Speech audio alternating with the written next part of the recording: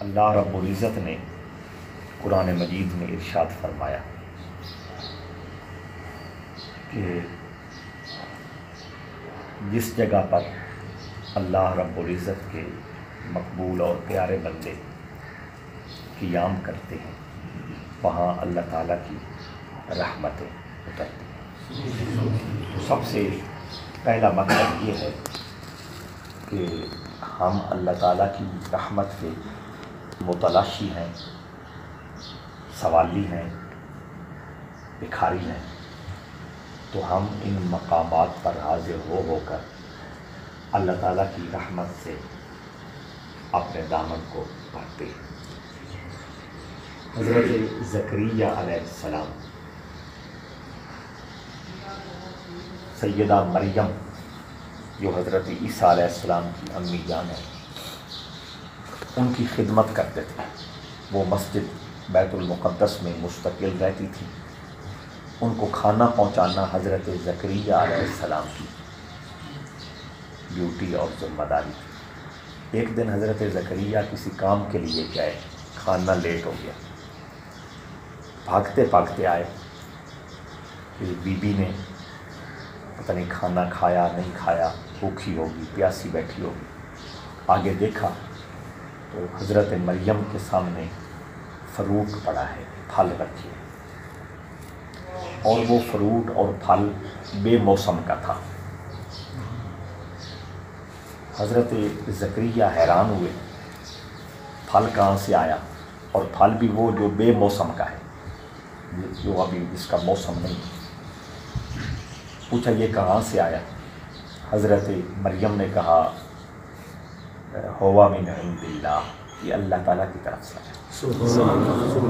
حضرت زکریا علیہ السلام کو ایک سوچ آئی، خیال آیا کہ جو اللہ مسجد میں بیٹھی ہوئی ایک بی بی کو بغیر موسم کے پھل عطا کر سکتا ہے، وہ مجھے بڑھاپے میں اولاد بھی عطا کر سکتا ہے۔ اور یہ بی بی اب عام بی بی نہیں ہے، اس پر اللہ تعالیٰ کی خاص مہربانی اور خاص نظر کرم ہے۔ اس کے وجود پر ذکر و فکر کی وجہ سے، اللہ تعالیٰ کی یاد اور عبادت کی وجہ سے، دنیا کے سارے معاملات سے ہٹ کر کٹ کر صرف اللہ کو راضی کرنے کی نیت سے اس نے جو اللہ کا گھر پکڑ لیا ہے،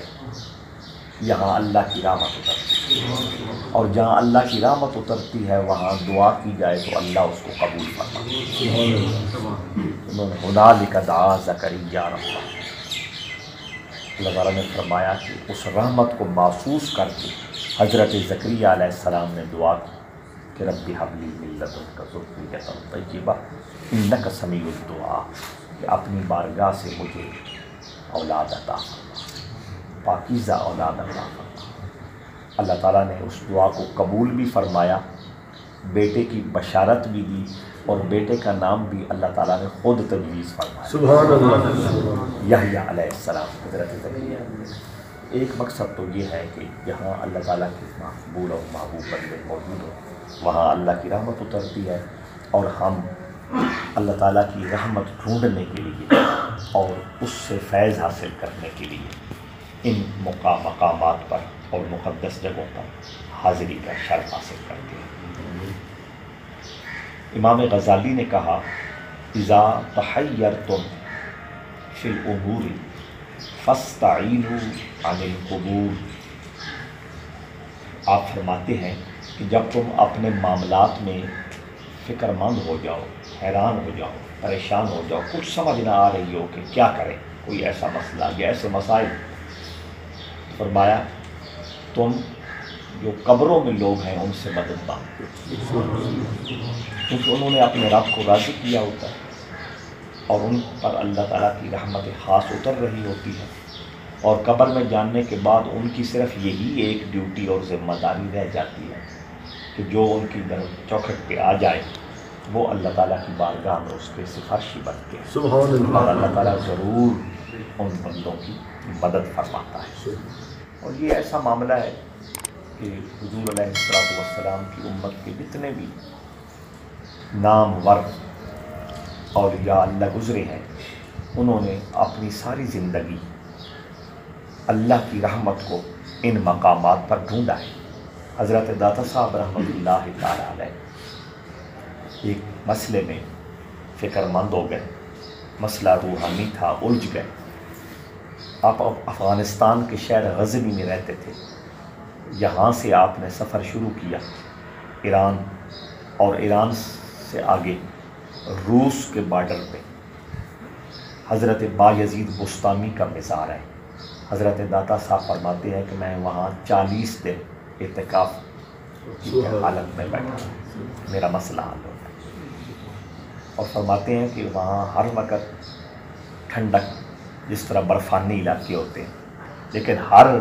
نماز کے ساتھ میں تازہ غسل کرتا ہوں، اتنا مجاہدہ۔ آخر اللہ کریم نے مہربانی فرمائی اور اس صاحب مزار کے صدقے وہ روحانی جو مسئلہ تھا الجھا ہوا وہ اللہ تعالیٰ نے حل فرمایا۔ تو حضرت داتا صاحب جیسے بزرگ اولیاء اللہ کے مزارات پر جانا اور وہاں اعتکاف کرنا اور وہاں اپنی مشکلات کا حل تلاش کرنا اپنے عمل سے ثابت کر رہے ہیں۔ ہم تو اور زیادہ حاجت مند ہیں،